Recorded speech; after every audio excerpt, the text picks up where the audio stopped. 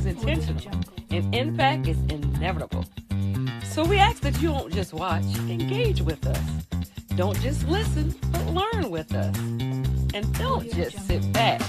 Come take a seat at the table, because we are just getting started. Good evening, everyone, and welcome to yet another Impact episode as we are here broadcasting results with Rouse. I'm your host, Turquoise Rouse, that is, and as always, this platform serves bringing you real conversation up front.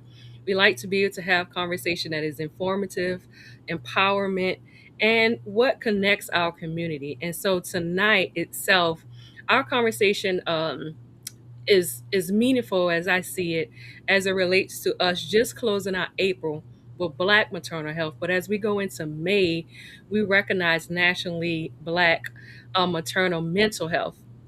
And I really feel like we're at a time to bring awareness, to advocate more for our families so that they can continue to elevate their voices, to work and to improve outcomes for our moms and our babies. And so tonight we are joining with someone that is doing just that. Someone that is a pediatrician, a physician leader, and she advocates very well for maternal and for your child's health. Her background a little bit stems from Spelman College. She has founded the Mom Spa, and she's very much delicate when it comes to caring for our young babies. And she would indeed express that a little more. But I welcome to this platform tonight Dr. Debnam. How are you, madam? Hey. Thank you, Turquoise. I'm happy to be here with you and excited to talk about our important work. Yes, yes, yes. So as we dive in here tonight, Dr. Debnam, I like to kind of always kind of set the tone so that people can kind of know who the guest is. And so as we get started, if you would kind of tell us a little bit about you beyond the title and kind of what inspired you to kind of get on the journey for pediatrics. Yeah. So I like to call myself a public health pediatrician. So my dad is a physicist and meteorologist. And so basically, he's a scientist, and I learned all my love of science from him. And my mom is an archivist, so she is very into history. She's actually the archivist at the King Center in Atlanta. And so those two came together, and I feel like they made me because I'm always thinking about justice and community as well as science. And I loved medicine. And so that kind of brought me to being a public health pediatrician. You mentioned my journey. So I'm Atlanta native. I went to Spelman College. I went to Duke for medical school. I went to UNC for public health, where I got my master's in maternal and child health specifically. And then I came on back to Georgia and went to Morehouse School of Medicine for their community pediatrics residency. Okay. And I stress community because there are residencies that focus on more the academic or going into a specialty, and I knew I wanted to do community health. And then I floated back over to public health, worked at CDC for a few years, specifically looking at asthma, and because asthma is very preventable, it's near and dear to my heart. But several kids had passed away from asthma when I was graduating from residency, and so I was like, "What are we doing on a higher stage?" Because there's only so much I can do right here in the clinic room. And so I got to do things like work on the Zika epidemic when all of those mommies were getting infected and then the babies were coming out and were infected. I got to go to Puerto Rico. I got to go to the Virgin Islands and work from a public health standpoint and come up with some of those guidelines on how to take care of mommies and babies in the time of Zika. So I have always had mommies and babies dear to my heart, just like asthma. And I have bounced in between the public health and the pediatric worlds. Came over to South Carolina and worked with Turquoise for a bit, for a few years. And so got to do some rural experiences.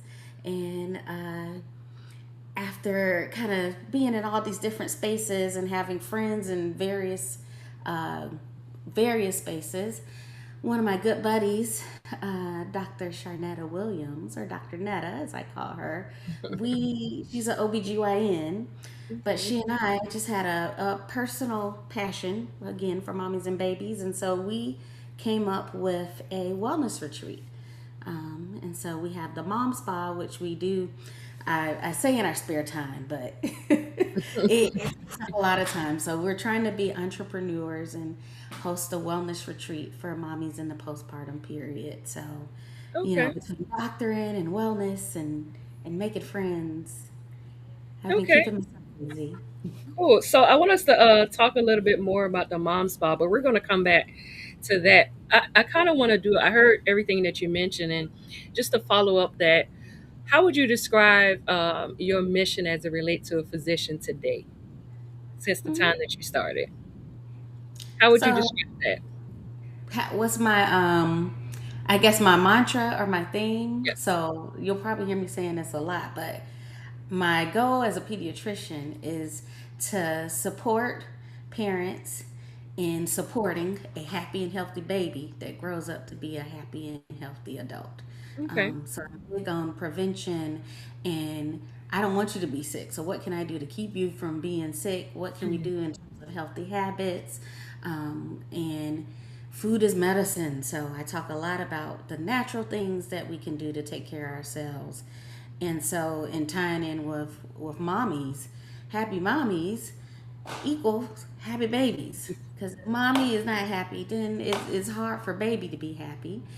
And happy mom make happy families, and happy families make happy communities. So I think mommies and babies are kind of core. And so in everything I do, looking at it from a life course perspective, we all are connected to each other, and I want Okay. you to be healthy now and later. Thank you. Thank you for that. Good evening again, everyone. If you are just tuning in, come on and put your questions in the comments if you have any as you continue to listen to us engage as we talk about uh, maternal mental health, our mommies and our babies, and just learning a little bit more from a pediatric standpoint. Here tonight, as well as someone that has been pretty much doing the work, but yet advocates a lot for our mommies, but yet for her, the passions is the babies. And so we want to kind of hear some tips, some tricks, and things to keep us well as much as we can or know how to. So if you have questions or anything, please drop them in the comments. And so just to follow up again, Dr. Demon, for those who may not fully understand what actually a pediatric person, I should say, a doctor does, can you kind of tell us what is that role? Yeah. I get to play with babies all day. Little babies, big babies, some adult babies. But basically, pediatricians or pediatric providers are focusing on the health and wellness. And wellness is more that of mental, emotional, behavioral aspects for children. Generally from 0 to 18. Some pediatric practice will go up to 0 to 21. Other places will go up 0 to 26 because I've worked at colleges and done student health. So we really are just trying to help babies grow into healthy kids, who grow into healthy preteens, who grow into Mhm. healthy teens, who grow into healthy adults. Good. So we do preventative care, but also acute, more urgent care things. So when you're sick, you can come see us too. Okay. So when you talk about preventive care, what are some of the most common health concerns you're seeing in young people today? Well, just like I got these little chunky cheeks, we got a lot of fast weight gain. And Mhm. so there is a little bit of a pediatric and adult overweight or obesity epidemic. And so I think it's really important that I talk about healthy nutrition and portions on your plate and the importance of water. I see a lot of constipation. Again, Mm. it's more diet related. So, did you drink enough water? And did you know that if you take how much you weigh and divide it by 10, that's like how many cups your body wants of water a day? And most of Mm. us don't make that. So, let's set goals to try to get there. Sleep. with all these screens that we're looking at all the time, it can impact our sleep and keep us up at night, which then can make us grouchy and grumpy the next day. But screens can also impact our mood because it can make us feel anxious if we're not looking at our screen, if we've gotten so used to it. I call it a little phone addiction. Um, but it can, cause tantrums. You can see toddlers throwing a Mhm. fit because they just took their screen. You can see teenagers throwing a fit because I'm not texting with my friends. I'm not on social media. That fear of FOMO, but that fear of FOMO can then look like anxiety or depression. Right. And it's not just the kids, it's the adults too. But Mm. that's a healthy habit that I try to hone in on. Now, the one thing you mentioned, while all those things are important, the one Mm-hmm. thing you mentioned is water. Mm-hmm. I was just at an engagement the other day, and a young kid, somebody was kind of like, what are you drinking? He was like, a soda. It was like, you don't think you need some water? He was like, this is all I drink is soda. So there was like, you need water in your system. He was very persistent to say he do not drink water. And so Mm-hmm. even for us as adults, we can slack in that regards too. But what would you really plead to our young people that the parents are just not saying you need water because that's just what they want you to drink? Like, can you express how important that is to your body? Yeah, water helps you grow. Water helps your hair grow. Water helps your skin look nice. Water makes helps things flow on through. So all that good food you're eating or bad food you're eating, we needed to move on through. So if you didn't drink enough water, it might get stuck and you might get constipated. And you might have a bellyache.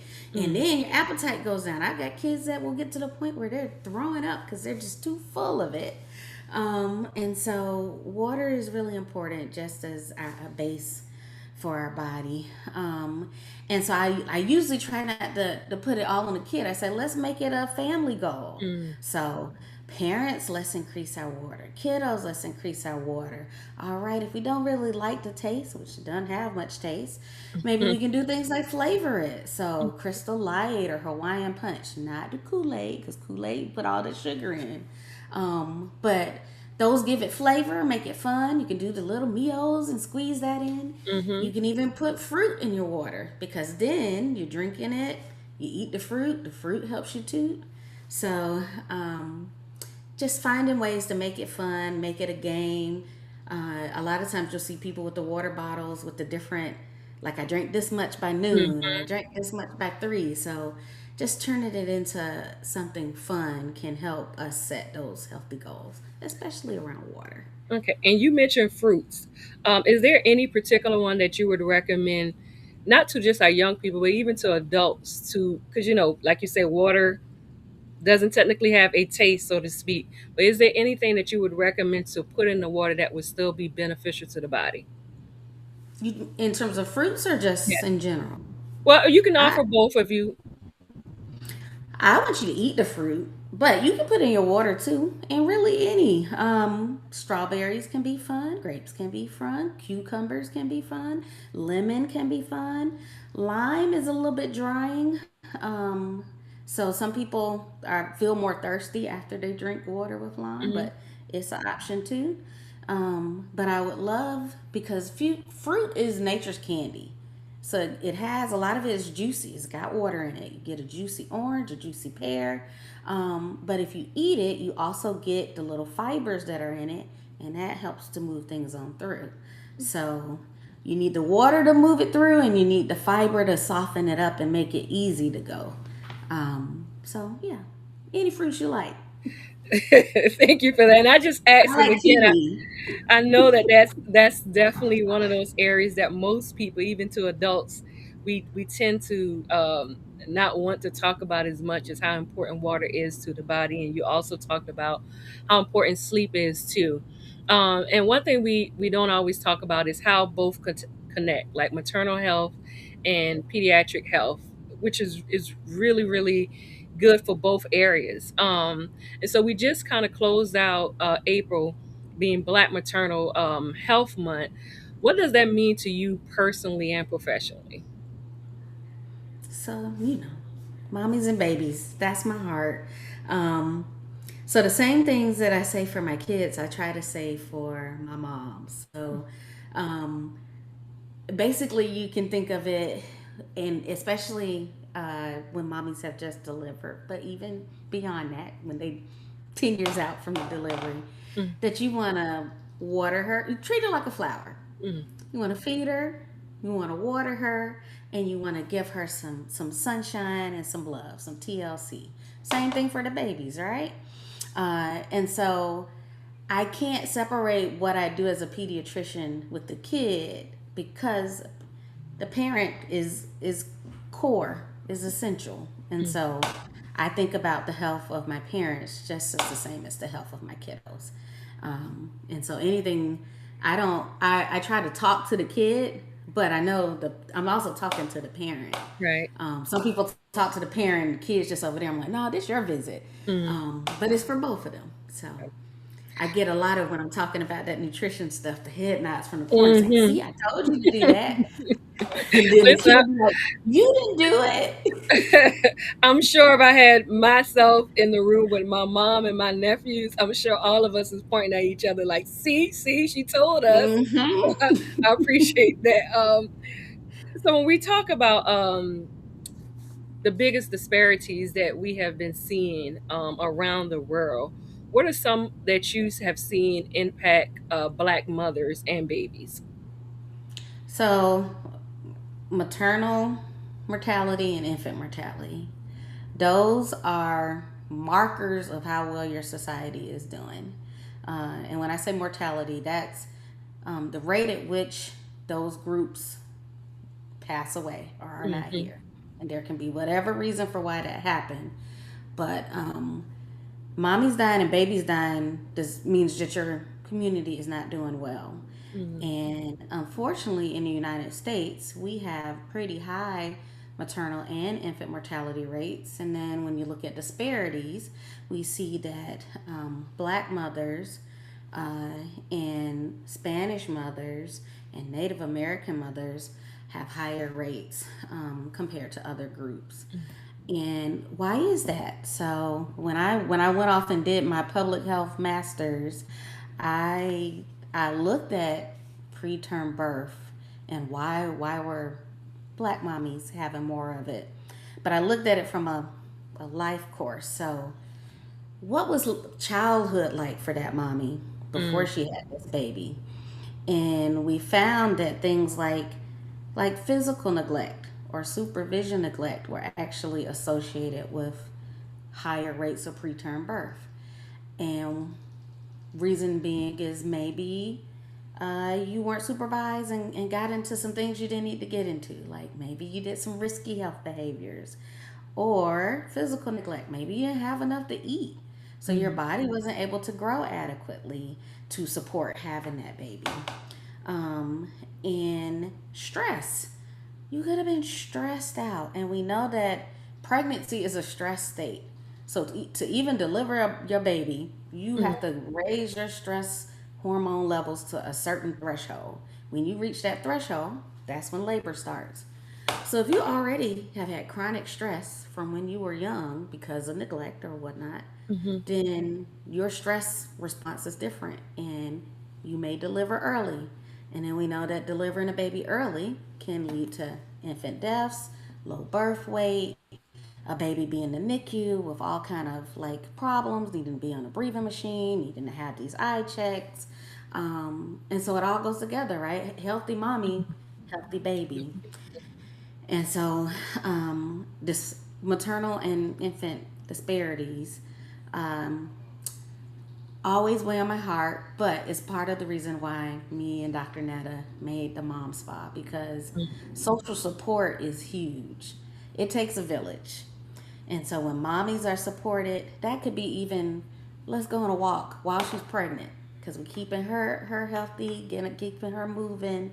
And then after she delivers, we still gonna do our mommy walks. Mm. Having a friend to talk about how you're feeling is helpful. So having a friend to say, let's drink our water together. So I think social support is really important. So I stress Mm. that taking care of both my mommies and my babies and my daddies too. They Uh, need TLC. Good evening to everyone again. If you are just tuning in here, broadcasting results with Rouse, we are talking with Dr. Debnam tonight. And this platform tonight provides education, awareness as we talk about maternal health. And so we're just kind of transitioning a little bit about reflecting of how that looks for a mommy and babies both. And I want to go into something you mentioned when you talk about stress, which is postpartum. We know that people deal with that a lot. It's kind of one of the biggest challenges that we hear a mom deals with. And I want to kind of talk about that because why I ask you questions, Dr. Deb, and I also want to share how the community, families can help support moms and daddies as they transition through this process. And so while we know families deal with this challenge, can you talk a little bit more about depression and what that could look like for a family? Hmm. So, postpartum, we say postpartum depression a lot, but it can start, it can be before one is even pregnant. Mm, Because we know if you already have anxiety and depression, that when you're pregnant, it it's likely that it will worsen because the hormones are doing this. And when your hormones are out of whack, it can make your mind feel out of whack. We've seen the kids go through puberty. So it's pregnancy crazy time for mama. And so we can even start to see symptoms during pregnancy or especially right after delivery, so postpartum, because them hormones make a big shift. So you mm, build up here and now you're shifting back down. Um, and so depression is more my mood is low. I may feel sad. I may cry and I just got uncontrollable crying. Anxiety may be I'm just worried about everything. I'm worried about the baby, I'm worried about the world, I'm worried about going outside.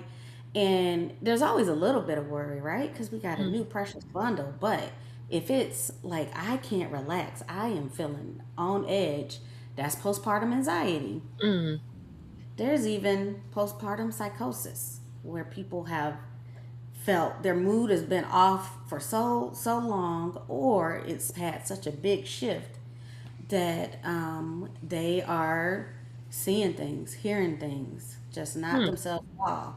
We actually I've seen moms have that in clinic. And so I want to help before you get there. I want to normalize what postpartum looks like. 'Cause I think a lot of times mommies will try to be superwoman and Mm. I'm going to do everything. And I'm like, please go sit down. Please let others do for you. And a lot of times we get a lot of that help in the beginning. Baby just got here, everybody's coming to visit, but then a month goes by, or 2 months go by, or Mm, 3 months go by. And now it's I'm here doing this, and I'm kind of by myself, and it gets overwhelming. Um, and those postpartum anxiety, depression, all those other ones, that's beyond just a little bit of overwhelm or a little mm, bit of baby blues. That's like, I am persistently always feeling like this. Um, and sometimes mommies won't, it'll keep mommies from connecting with baby. mm, I also like to say, and I'm going to say it, it's okay to not like your baby. Especially in the beginning, in those times, they're not sleeping. All they do is eat and poop and cry and need you like 24/7. So you are not sleeping. You may not be eating as well as you need to eat. You need to drink your water. You didn't drink your water. You didn't go take your bathroom break. You didn't take your shower. mm. Showering is part of self care. Don't we all feel much better after we take a shower? If you feel like I can't, the baby is over here like I always want mommies to take care of themselves, but sometimes when we say that, it becomes like, here's another thing that I'm supposed to do and I'm not doing well. So I just be real about it. Yep, you might not like baby. Them dishes might not get cleaned. That's okay. They'll be there and get the dish you need for that moment and keep it moving. In other countries, they do a lot of mommy in the bed for like the first 2 weeks after delivery. So they call it the Mm. 5-5-5 rule. So the first 5 days you are in that bed You don't get up. You can go potty, but they would prefer you not even go potty. They Mm. want you to bed. The next 5 days, you might sit up on the bed. You might be on the edge of the bed, but you still right there near that bed.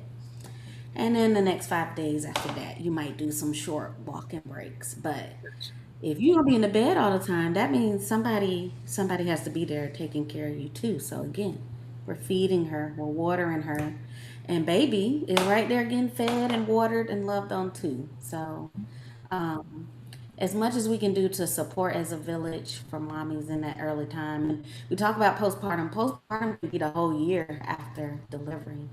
Mm. Most of the time, we see those mood changes in the first few weeks, the first few months. First, I used to say the first 6 months because you might go to your pediatrician checkup and we ask you questions around your mood. You go to your OBGYN follow up, they might ask questions.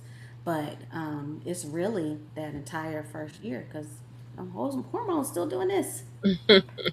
I start seeing fights though with mommies and daddies and try not to make any big decisions. Like, don't get divorced. It's just During that gotta. time, right? Thank you for sharing that. And again, you all, if you're just tuning in and have any questions in regards to healthcare, how to better support family members with babies, or if you're mothers and have questions out there as well, please drop them in the comments so that we can better address them and try to serve the needs that you may be concerned about.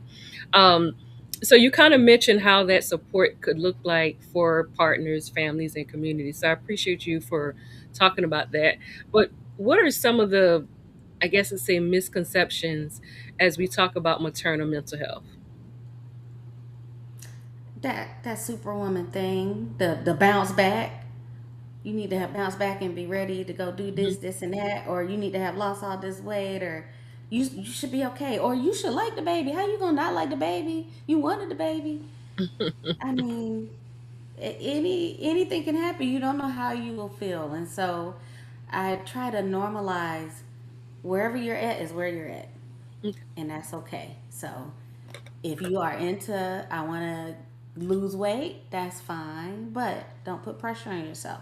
Right. Also, breastfeeding is a great way to lose weight because it will take those pounds off. I have so many moms were skinnier after they had the baby and were breastfeeding for 1 to 2 years than before they had the baby, and they're like, look at me. Um, Okay. and So, then that whole I gotta get up and move and do things. Those chores are gonna be there, and stop trying to carry heavy stuff. mm, Just be. Let your body heal. And I know I hate to say it like this because I know people have to go to work and you have to do what you got to do. But if you can take the time to rest and restore your body yeah. because 2 weeks, 4 weeks, 6 weeks is kind of arbitrary. It takes months to recover, Yeah. and you never the same. Mm. New mom again, new mom with baby number 10. It's a new experience each time. Never ending, never ending. So I want to kind of move into the pediatrics, and offering tips for our moms. And I also want these tips to also be utilized for even our grandparents that may be taking care of our young babies. What are kind of like the top three or maybe even five tips that you may offer for new moms and or guardians when it comes to infant care? Hmm. So I think my number one is back to bed or back to sleep, which you probably start hearing people talk about at the hospital as soon as you deliver. Um, but back to sleep is really important. Back to sleep means putting baby on their back to go to Hmm. sleep because sudden infant death syndrome. It happens for many reasons, and most of them we don't understand exactly why, but we know what has been protective and what has been more risky. So, putting baby on their back helps them to breathe. Putting them on a firm surface, so their crib mattress Hmm. helps to keep them stable. Being in an adult bed, they're gonna get scrunched up. They can't Hmm. breathe as easily. Being around two big old adults or kids in the bed, that air can't flow around them. Mm. And someone could roll over on them, or they could because babies throw up all the time, right? Mhm. And so if they're in that soft bed and they got people around them and they're scrunching up, if they do throw up and they're on not on their back, they could aspirate or bring that liquid back into their airway, which Mhm. is bad. Mhm. So crib, no bumpers, no fun toys, no stuffed animals in there, just kind of that flat surface, that baby in there on their back. You can have a passy because passies are protective, so Mhm. it helps babies to soothe. Now, of course, when mommy is breastfeeding and trying to get things together, it can be a little bit confusing because babies can get nipple confusion with the pacifier and the bottle Mhm. and the breast. But it's okay for them to have that passy. That passy helps protect them. Um, and a fan on in the room has been found to be protective too. Really? Yeah. Hmm. So pacifiers, fan, baby being in the room with the parent, so the bassinet crib is in there rather than it being in their own room down the hall, are protective factors against SIDS. But sudden infant death syndrome has been one of the saddest things that I Mhm. have had to experience as a pediatrician because you have this healthy, beautiful baby, and then they 6 months, they're 7 months, and they just don't wake up. And we're in there coding, trying to bring them back to life, and are not able to. So that always breaks my heart. So safe sleep is important. Very important. Very important. Feeding. So number two would just be fed baby is happy baby. Gotcha. So you can breastfeed, you can formula feed, you can do both, but as long as baby is getting what they need and are able to grow, I'm happy with it. I know sometimes there's pressures to do one or the other. Breast milk is great. It is great for the skin. You can use it on baby rashes. You can use it in your garden, but it is made perfect for babies. So, but everybody can't do that. So, breastfeeding, formula feeding, either way is fine. Mhm. Uh, know how to store it, know how to freeze it, know how to mix your formula. And then I guess number three, well, I vaccines. I am a pediatrician, so um, babies don't have an immune. They are still developing their immune system until they're 6 months of age. So Mm. they didn't come out with it ready. They still got to build it, and so they are really vulnerable in those first 6 months. And so that's why breastfeeding is really helpful because it gives all those antibodies that mama developed over the course of her life, and is helping to protect baby. But vaccines also can help to protect them. And so they've studied at what time to give it to them, which is the best for stimulating the immune system to protect them. So, routine vaccines, because they help to prevent those ear infections and to prevent respiratory infections and skin infections and um, whooping cough.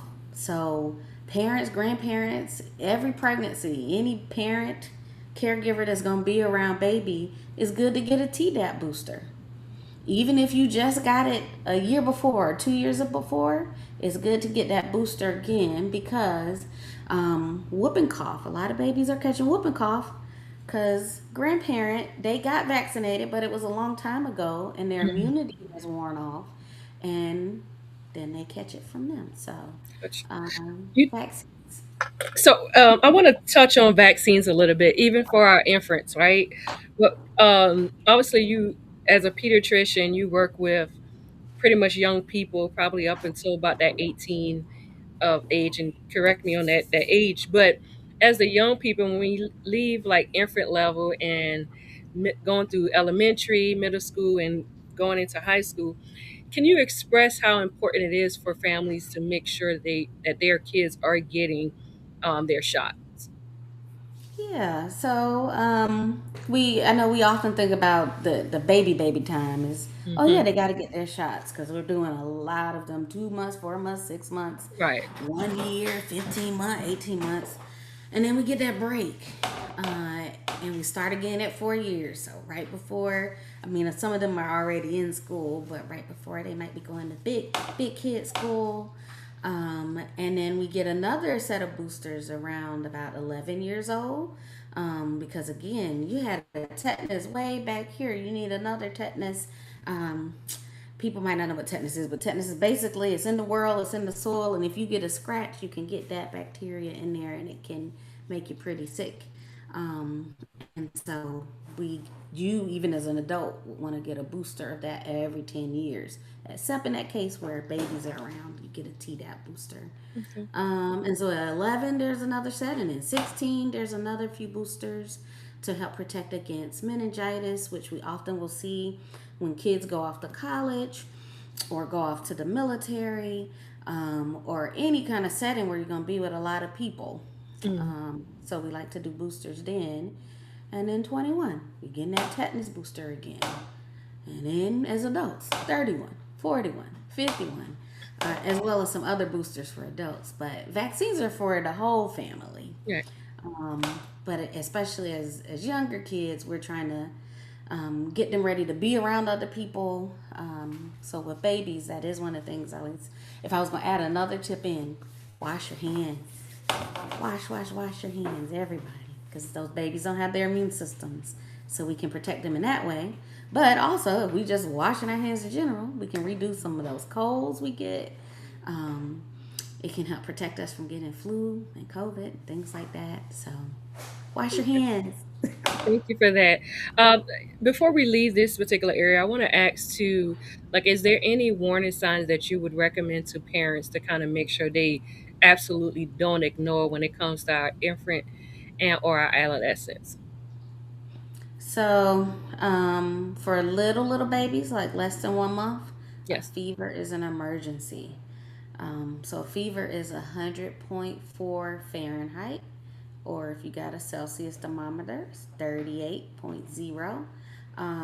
And it's emergency again because babies don't have that immune system, and so if they do catch something, it could take over their entire body, and so we need to check and make sure we look at all those different places. Um, for teenagers, can I jump all the way Yeah, over? sure.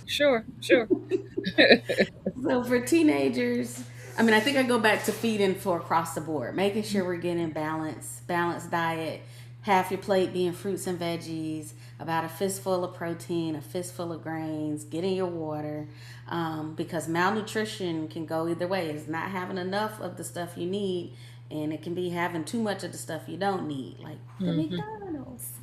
Um, but also my teenagers, I would love if we normalize more just talking about the things that they got to go through. So, talking about puberty, talking about the S word, because if they're gonna get married one day and have grandkids for you, they need to know about that too. Talking about peer pressure, talking about bullying, talking about drugs. And drugs is everything. It's cigarettes, it's alcohol, it's vaping, it's pills. And so we got kids, teens dying from took a pill. Hmm. So talking about that with them, it may seem like they're not listening, but they hear it. You set a foundation, Right. so don't be afraid to talk with them about it, because I'd rather them hear about it from their parent than From yeah, YouTube or the streets or the school. absolutely. Their friends say Absolutely. all kind of crazy things to them. So Gotcha. Again, you all, we are here tuning in with Dr. Debman, and tonight is just thoroughly diving into the educational piece about centered around healthcare. And so, if you have any questions, please be sure to drop them in the comments. Dr. Debman, you have had an opportunity to work across the board, whether that's been inner city and or especially in our rural areas.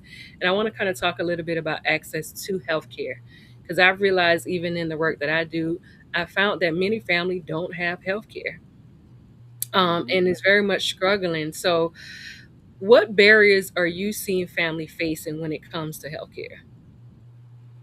I think it's the stuff we see that becomes a barrier for everything else. So maybe I don't have transportation, or maybe gas is really high, and I cannot get over there to this clinic. Um, Job insecurity. You know, people are have had lots of transients in jobs, and so your finances might not be quite right. So, do I go to the doctor, or do I just try to, you know, push along a little bit longer? Um, I mean, I think also in general, because there's healthcare, and then people sometimes think of like mental health and behavioral health as separate. I think of Mhm. it together. But if I'm not feeling well from a mental or emotional standpoint, I may not be motivated to go take care of my physical health. Mhm. And so I may not go to the doctor because I'm irritated. I don't have to deal with them people. But you might have low vitamin D. You might not have had enough water. Maybe something else going on. So I think anytime we can try to reduce gaps or barriers to care is important. And so I know there's like transportation that some insurances can support. I know there are clinics like federally qualified health centers where we used to be at together Mhm. that will support. We'll come pick you up and we'll bring you to the doctor. Um, there are social workers who can help with looking at job placements. Or they can help with things going on with the house. They can help with, okay, this utility bill is this. All right, I've got this voucher that you can use at least one time. That the utility company said they will hold valid. So talking with a social worker, which is often in the healthcare setting, can be helpful. And in terms of the mental health, if you can come and just take a moment and kind of see, making sure it's not anything medical, there's lots of resources that we can try to help in terms of feeling a little bit better. We already talked about a lot of wellness. Drink your Gotcha. water so you won't be Right. thirsty. Eat your food so you won't be hangry. Get enough sleep so you won't be grouchy. Get some exercise because it gets the good feeling chemicals Mhm. going. And get some sunshine so you get that vitamin D. But Absolutely. for that. Thank you for that, and I'll will take the initiative to shout out when we talk about rural areas. As she mentioned, I am a program manager for a program called Healthy Families that is through St. James Health and Wellness. And so, if you are looking for a healthcare family, we are indeed here for you. The one thing I love about it is they pretty much don't turn no one down.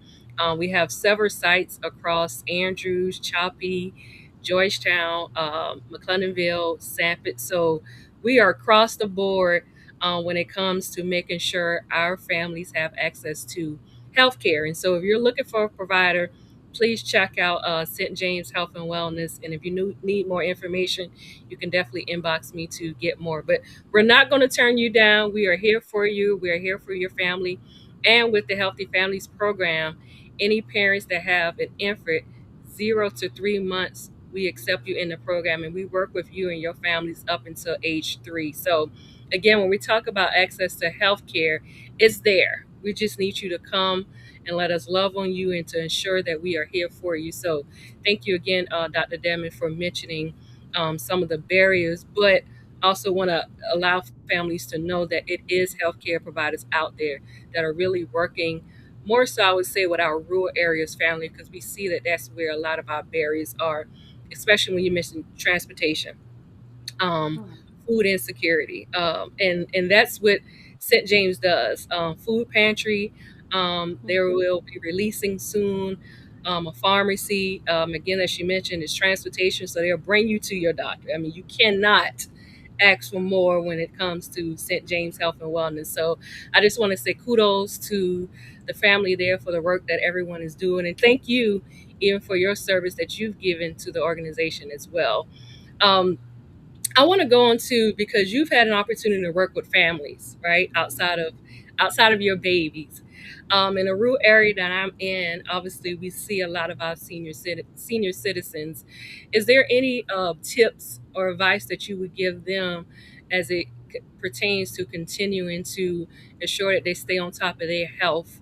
When we talk about different things like cancer or stroke, or just general health care overall? Is there anything that you offer to our senior citizen population? Hmm. So, like I say, it's a family affair, right? And I'm looking at babies all the way through. So our seniors are just a big babies. um, but yes, making sure you're doing your routine screenings.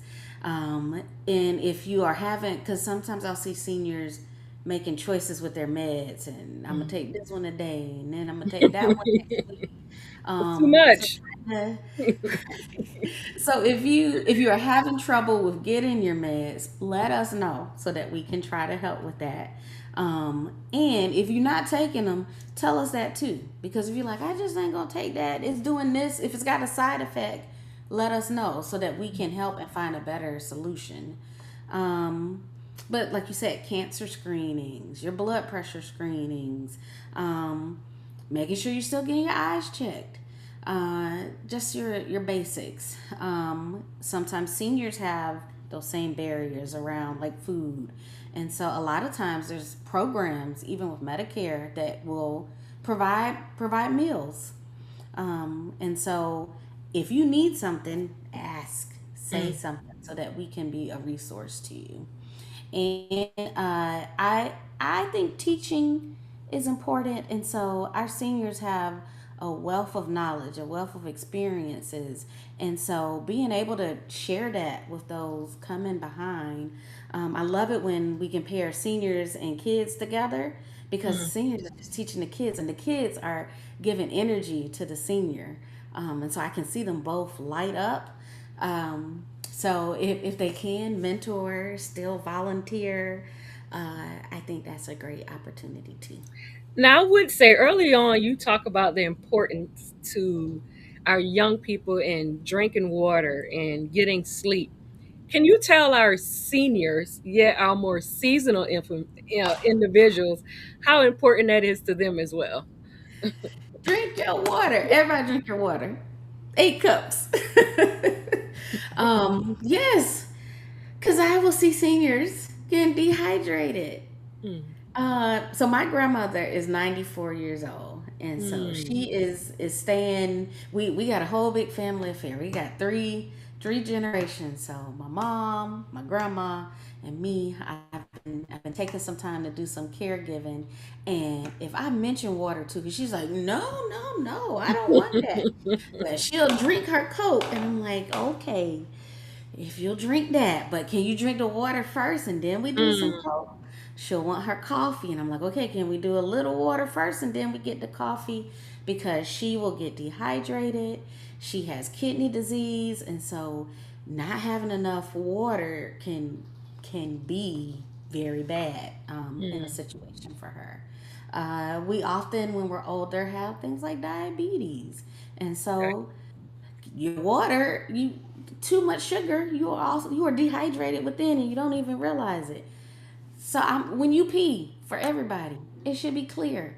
So if it's yellow or orange, we know we're not getting enough water. So that's an Mm, easy marker to tell us that our body is having to concentrate things. Um, and sometimes I'll see with the kids, but also with the seniors, again, the constipation issues, and then it's causing bleeding. Now, is this bleeding because you're constipated, or is this bleeding because could it be colon cancer? mm, So now we gotta really do a lot of exploration. But if you had just drank your water and you got regular poops, then I would know it's not the constipation, right? mm, Um, so water is just important. mm. It's essential to our body. And that I is can't both for our youth and our adults. everybody.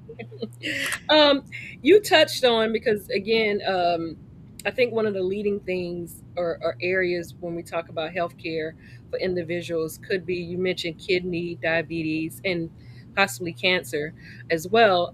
Is there any tips that you would offer to individuals that are maybe experiencing at doctors about their kidneys or diabetes, or even slightly on the conversation of cancer, that you would urge them to maybe consider, to do or make sure they are continuing to pay attention to? So you mean like if they already have diagnoses or if they're Yeah, worried? both. If you Hmm. can offer tips for both. Yeah, so I like for people to be vocal because you're your biggest advocate. And so if you notice something is off, letting us know. So with diabetes, a lot of times you can get like nerve pain. So my fingers hurt, my feet hurt.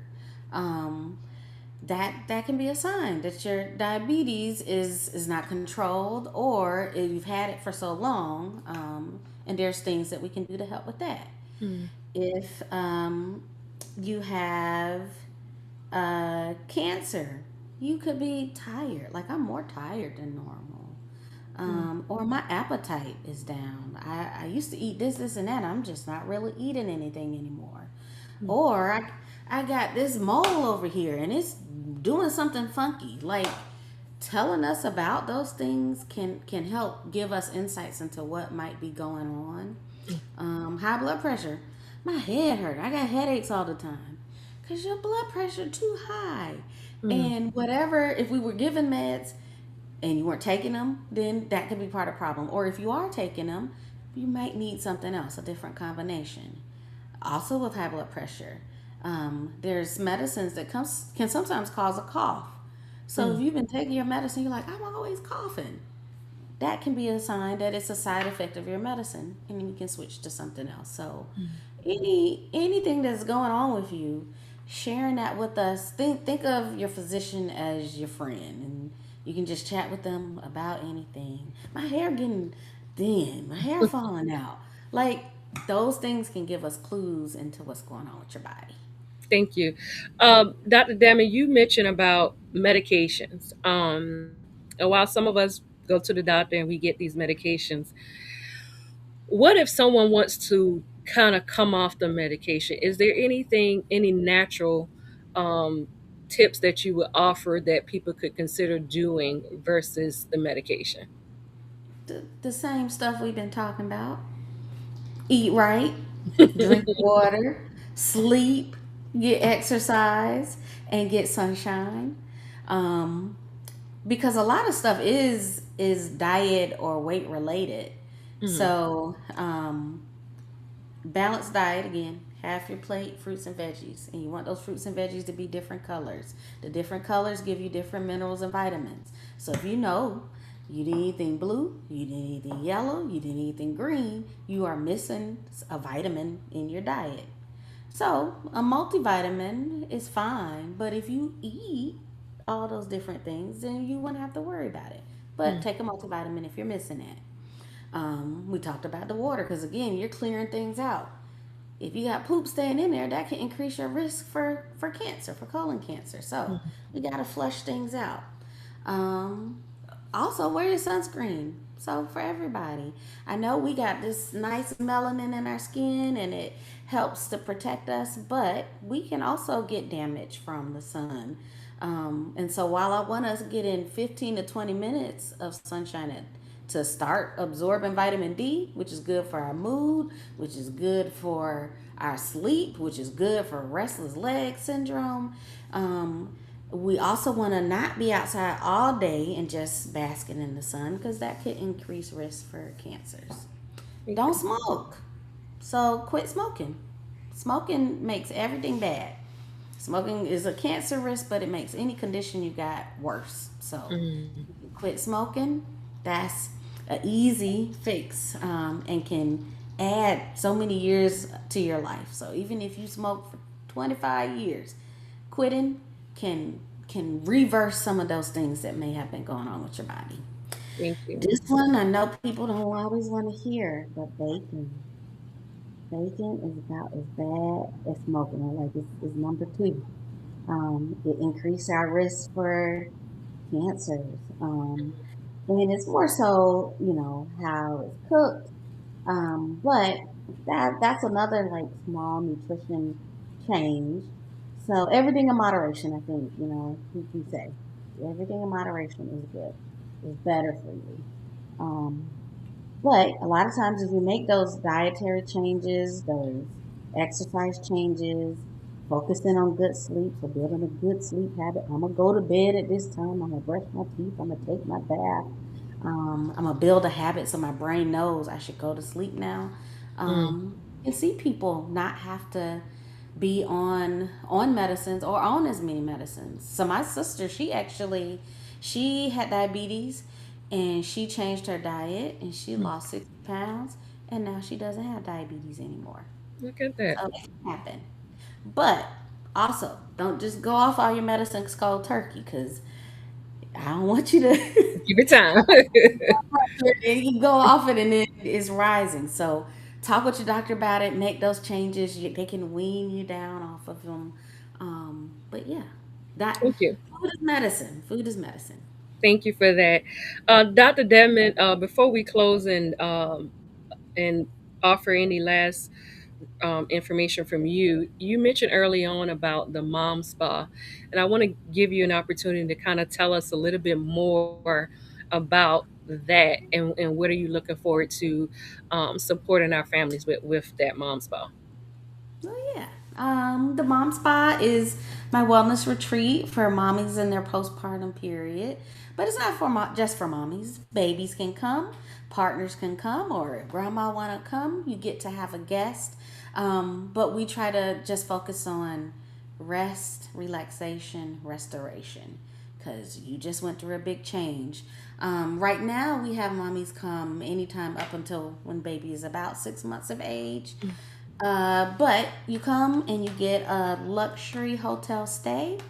Give you a spa service, so working on those muscles that might be tense. You also get a wellness sessions where you get to talk with the coach, and we talk about those things, the mood changes, not liking baby right now. We try to cluster the moms together so that they can have friends, and so we have mommy group, so we kind of all just sit in the mommy lounge and eat snacks. Proteins are good. Protein snacks are good during the postpartum time. And so we just talk about things. We also feed mommies. So, again, that nutrition is important. So, you get your 3 meals a day, you get your snacks. Baby, if you're breastfeeding, we support you with breastfeeding. We got our fridges where we can store milk. If you're formula fed, we have the formula there for you. But we also have a 24/7 nursery. So if mama just wanted to sleep for 72 hours, she could sleep, and we are right there to take care of baby. If mommy and daddy wanted to go on a date night, we could help arrange that for you. Okay. So we just try to make it a time of ease where we talk about this is postpartum, but we are here to support you through. We want to set a good foundation so that when you're at home, you got some good tips and tricks to work on. Thank you. I appreciate you for sharing that. Again, you all, tonight has just been a moment where we really just kind of listen and learn, kind of reflect on how important healthcare is to us. And as she mentioned, healthy moms is healthy babies, and it definitely provides us with a stronger community, because we see here in a lot of our rural areas, we are very limited to a lot of access to care. And as I mentioned early on, St. James Health and Wellness. If you need a family, we are a family here for you, and we would love to, open any of our site doors for you all to come and be a part of the St. James family, as well as the Healthy Families program. As I mentioned, is a home visiting based program that works with mom prenatal up until the child is age 3. And so, if you want more information, you can definitely reach out to me about that program in particular. But I just want to say to you, Dr. Demon, thank you. You have definitely been working across a lot of sectors in regards to supporting our families. Your passion, I definitely know, is babies, but you have an opportunity to work with families too. And so I thank you for just tonight that we talked about the young people, but you was also able to give us information in regards to our seniors. And what I took away from this, and I try to tell myself to make sure I'm continuing to do it, is that drinking the water part. And so I know after I get off of this broadcast, my family and I are going to have a conversation in regards to how important, I must stress, that is. So I just want to say thank you very much for the work that you are doing and what you're continuing to do to provide access, yet bring awareness to our families, because it's very much needed. We need more physicians like yourself that are able to get on platforms to provide access to families, tips that sometimes we don't know that we can utilize and do. So I just want to thank you again for the work that you're doing and for sharing your voice on this broadcast. Is there any last minute words or message that you want to give to every mom, baby, child, caregiver, or just families as a whole before we close out? Well, I just want to, thank. It's an honor and a privilege to be able to take care of families, and so I thank my patients and the communities for allowing me to play with babies and to be there and to be a friend and a fan. I feel like I'm a family member. So I appreciate y'all for giving me that space. And I thank you, Turquoise, for letting me come on and chat and talk. I'm happy to be able to support in that way. And I'm going to just echo you, drink your water and feed and water ourselves. We'll say that. So TLC, feed, water ourselves.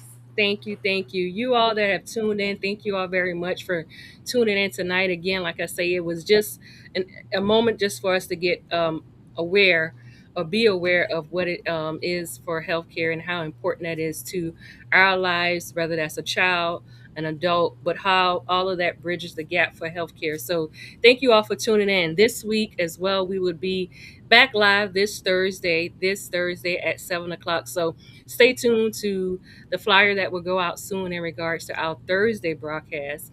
And I ask that you continue to stay tuned, follow our page so that you can gain the information that we are trying to convey to the community. These platforms are here to inform, empower, and definitely connect you. And we're hopeful that you're able to take something away from each one of them. Please keep in mind that if you know someone that want to take a seat at the table, all they have to do is reach out and we would be glad to have them. Again, to you, Dr. Debnam, thank you for joining us tonight. And to our viewers, thank you for tuning in. And until next time, you all continue to follow Broadcasting Results with Rouse. Bye, y'all.